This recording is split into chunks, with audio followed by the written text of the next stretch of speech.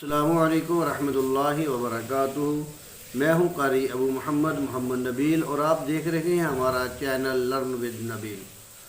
محترم ناظرین، ہم آپ کی خدمت میں نورانی قاعدے کا سبق نمبر 10 اور تختی نمبر 5 لے کر حاضر ہوئے ہیں، جو کہ نون ساکن اور تنوین کے بارے میں ہے۔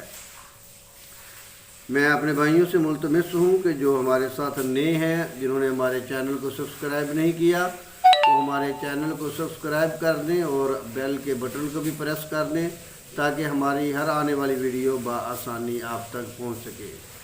چلیے آج کا سبق شروع کرتے ہیں۔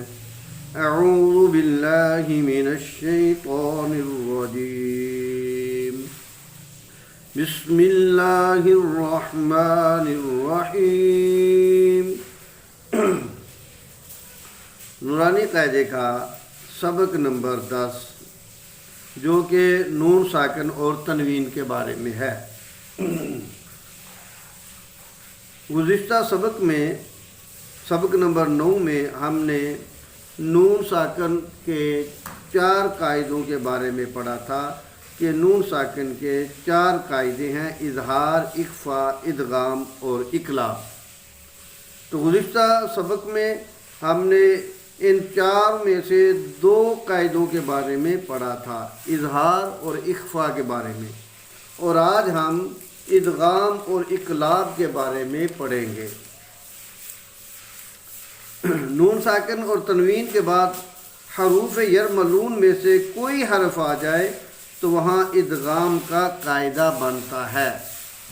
نون ساکن اور تنوین کے بعد حروف یرملون میں سے کوئی حرف آ جائے تو وہاں ادغام کا قاعدہ بنتا ہے۔ یرملون 6 حروف ہیں: یا، را، میم، لام، واو، نون۔ اب ادغام کے 2 قاعدے ہیں، ایک ہے ادغام مع الغنہ، ایک ہے ادغام بلا غنہ۔ اب اس بات پہ ہم غور کریں گے کہ غنہ کب ہوگا اور بلا غنہ کب ادغام ہوگا۔ تو بہت ہی آسان سا یہ سبق ہے، بس تھوڑی سی غور کرنے کی بات ہے۔ اگر ہم غور کریں گے تو انشاءاللہ قرآن کریم کا پڑھنا ہمارے لیے بہت ہی زیادہ آسان ہو جائے گا۔ اگر نون ساکن یا تنوین کے بعد ان 6 حروف میں سے یعنی یا، را، میم، لام، واو، نون، یرملون، حروف یرملون میں سے کوئی حرف آ جائے تو ادغام 6 حروف میں سے 4 حروف آ جائیں۔ 6 حروف میں سے، جیسا کہ میں نے پہلے عرض کیا، یا، را، میم، لام، واو، نون، ان میں سے 4 حروف یعنی یا، میم، واو، نون، یا، میم، واو، نون، ان 4 میں سے کوئی بھی حرف آ جائے تو وہاں ادغام مع الغنہ ہوگا۔ حروف یرملون میں سے جو 6 حروف ہیں ان میں سے 4 حروف یا، میم، واو، نون میں سے کوئی بھی حرف آ جائے تو وہاں ادغام مع الغنہ ہوگا۔ اگر نون ساکن یا تنوین کے بعد یرملون کے 6 میں سے 2 حروف آ جائیں یعنی را اور لام، را اور لام میں سے کوئی حرف آ جائے تو وہاں ادغام بلا غنہ ہوگا۔ بہت ہی آسان ہے، صرف اپنے ذہن پہ، دماغ پہ تھوڑا سا زور دینا ہے۔ جیسا کہ پہلے میں نے عرض کیا کہ حروف یرملون کے 6 حروف میں سے 4 حروف یعنی یا، میم، واو، نون، یہ 4 میں سے کوئی ایک حرف آ جائے تو وہاں ادغام مع الغنہ ہوگا۔ اب پیچھے بچتے ہیں 2 حرف، ایک ہے را، دوسرا ہے لام۔ 4 آنے کی وجہ سے ادغام مع الغنہ ہے، اور 2 حروف جو باقی بچ گئے یعنی را اور لام، ان دونوں میں سے جب کوئی ایک بھی حرف آ جائے گا تو وہاں ادغام بلا غنہ ہوگا، یعنی کہ وہاں پہ ہم غنہ نہیں کریں گے۔ ادغام مع الغنہ یعنی میم، یا، واو، نون، ان 4 میں سے کوئی بھی حرف آ جائے۔ اس کی مثال دیکھتے ہیں ہم، جیسے ہے من یقول۔ اب یہاں پہ نون ساکن ہے، میم، نون زبر، من، یہاں نون ساکن ہے، نون ساکن کے بعد حرف جو آ رہا ہے وہ ہے یا مشدد، وہاں یا آ رہا ہے۔ تو اس یا کو جو ہم دیکھیں گے کہ یہ یرملون کے کن حروف میں سے ہے، یہ 4 حروف میں سے ہے یا 2 حروف میں سے ہے۔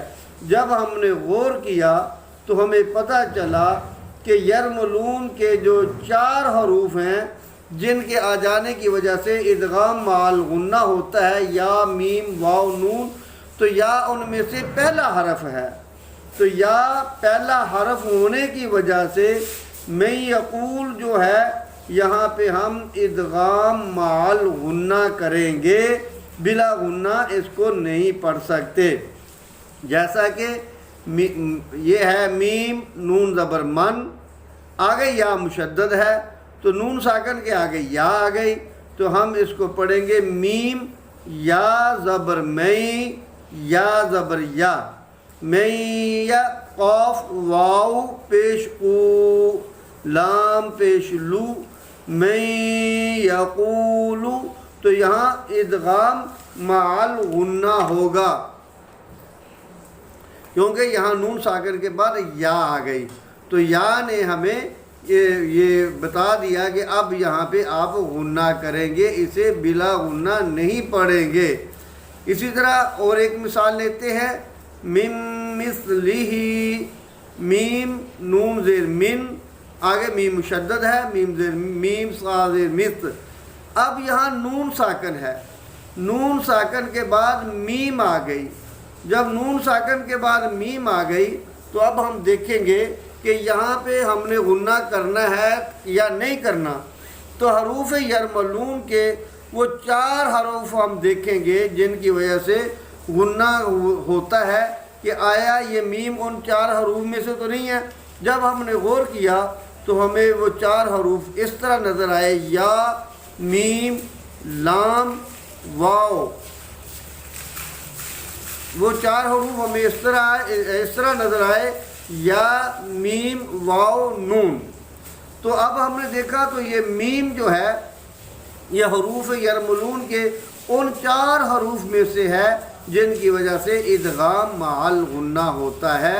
تو اب ہم یہاں پہ ہم غنہ کریں گے، میم میم زیر میم، میم صا زیر مست، میم مثلہ، میم مثلہ، یہ ادغام مع غنہ ہے۔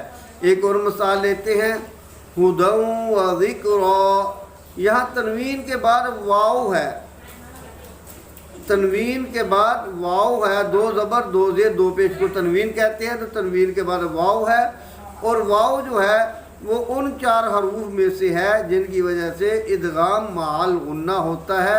تو یہاں پہ ہم ادغام مع غنہ کریں گے، غنے سے اس کو پڑھیں گے، ہدی و ذکری۔ ایک اور مثال لیتے ہیں، من ربک، میم نون زیر من، را مشدد ہے، را با زبر رب، با زبر بی، کا زبر کا، من ربک۔ اب ہم نے دیکھا کہ نون ساکن کے بعد را آ گئی، تو را کو ہم دیکھیں گے کہ یہ کن یرملون کے کن حروف میں سے ہے، جہاں پہ غنہ ہوگا ان میں ہے یا ان حروف میں سے ہے کہ یہاں غنہ نہیں ہوگا۔ تو جب ہم نے غور کیا تو را ان 2 حروف میں سے ہے جن کی وجہ سے غنہ نہیں ہوتا، یعنی را اور لام۔ یرملون میں سے را اور لام آ جائیں تو وہاں پہ ہم ادغام بلا غنہ پڑھیں گے، تو یہاں پہ بھی ہم ادغام بلا غنہ ہی پڑھیں گے، یہاں پہ غنہ نہیں کریں گے۔ من ربک، من ربک۔ ایک اور مثال لیتے ہیں، من لدنہ، یہاں پہ نون ساکن کے بعد لام آ گئی، میم نون زر من، آگے لام مشدد ہے، تو یہاں پہ نون ساکن کے بعد لام آ گئی۔ تو اب ہم نے یہ دیکھنا ہے کہ یہ لام کن حروف میں سے ہے، یہ ان میں سے ہے جہاں ادغام مع غنہ ہے یا بلا غنہ ہے۔ تو جب ہم نے غور کیا تو لام ان 2 حروف میں سے ہے کہ جن کی وجہ سے ادغام بلا غنہ ہوگا، یہاں پہ ہم غنہ نہیں کر سکتے، تو اسے ہم پڑھیں گے من لدنہ، من لدنہ۔ یہاں پہ غنہ نہیں کریں گے کیونکہ لام اور را جب بھی حروف یرملون میں سے ادغام کے قاعدے میں آ جائے گا تو پھر یہاں پہ غنہ نہیں ہوگا، بلا غنہ اسے پڑھا جائے گا۔ اور نون ساکن اور تنوین کا چوتھا جو قاعدہ ہے وہ ہے اقلاب۔ اقلاب کہتے ہیں بدلنا، ایک حرف کو دوسرے حرف کے ساتھ بدلنا۔ نون ساکن یا تنوین کے بعد اگر با آ جائے تو ہم نون ساکن یا تنوین کو میم کے ساتھ بدل دیں گے۔ نون ساکن یا تنوین کے بعد اگر حرف با آ جاتی ہے تو با کے آنے کی وجہ سے اب ہم اس کو نون ساکن کو اور تنوین کو ہم میم کے ساتھ بدل دیں گے، جیسے ہے من بعدی، میم نون زیر من، با عین پہ بو ڈال دے دی، با عین زبر با ڈال دے دی، من بعدی۔ اب میم نون ساکن کے بعد با آ گئی، جب نون ساکن کے بعد با آ گئی ہے تو با نے ہمیں بتا دیا کہ اب آپ نون ساکن کو نون نہیں پڑھیں گے بلکہ آپ اس کو میم کے ساتھ بدل دیں گے، تو یہاں پڑھا جائے گا من بعدی، من نہیں پڑھا جائے گا، من بعدی، یہاں ہم میم لگا دیں گے اور پڑھیں گے من بعدی۔ اسی طرح ایک اور مثال لیتے ہیں، حلم بہذا۔ اب یہاں پر تنوین ہے، ہا لام زیر حل، لام دو پیش لن، دو زبر دو زیر دو پیش کو تنوین کہتے ہیں۔ اب یہاں پر تنوین ہے تو تنوین کے بعد اب ہم نے دیکھا کہ تنوین کے بعد جو حرف آ رہا ہے وہ ہے با، تو جب با آ جائے گی تو پھر ہم تنوین کو، اور یا اگر نون ساکن کے بعد با آ جائے گی تو نون ساکن کو ہم بدل دیں گے ان کو میم کے ساتھ، تو اب یہ پڑھا جائے گا حلم بہذا، حلم بہذا۔ اب ہم نے تنوین کو میم سے بدلنا ہے، تنوین کے ساتھ میم لگانی ہے، تو یہ پڑھا جائے گا حلم بہذا۔ تو یہ ہے اقلاب کا قاعدہ۔ تو الحمدللہ ہم نے آج دو سبق کے اندر ہم نے نون ساکن اور تنوین کے جو چاروں قاعدے ہیں، اظہار، اخفاء، ادغام، اقلاب، ان کے بارے میں پڑھا ہے۔ میں اپنے دوستوں سے ملتمس ہوں کہ اس ویڈیو کو آپ بار بار دیکھیں اور اس کو پریکٹیکل آپ بار بار پڑھیں تاکہ اس کا قرآن کریم کا پڑھنا آسان ہو اور یہ بات ذہن میں بیٹھ جائے کہ ادغام کب ہوگا، اظہار کب ہوگا، اخفاء کب ہوگا، اقلاب کب ہوگا، ادغام مال غنہ کب ہوگا، ادغام بلا غنہ کب ہوگا اور کس طرح اس کو پڑھا جائے گا۔ حروف یرملون آ جائے تو کون سے حروف جو ہے وہ غنے کے لیے ہیں، کون سے بلا غنے کے لیے ہیں، اظہار کیسے ہوگا، اخفاء کیسے ہوگا۔ تو ان دونوں ویڈیو کو بار بار دیکھیں تاکہ قرآن کریم کا پڑھنا آسان ہو جائے۔ الحمدللہ ہماری یہ مشق جو ہے، یہ تنوین کے جو اسباق ہیں یہ مکمل ہوئے، اور انشاءاللہ العزیز جلدی ملتے ہیں ایک نئی ویڈیو کے ساتھ۔ تب تک کے لیے اجازت دیجیے۔ السلام علیکم ورحمۃ اللہ وبرکاتہ۔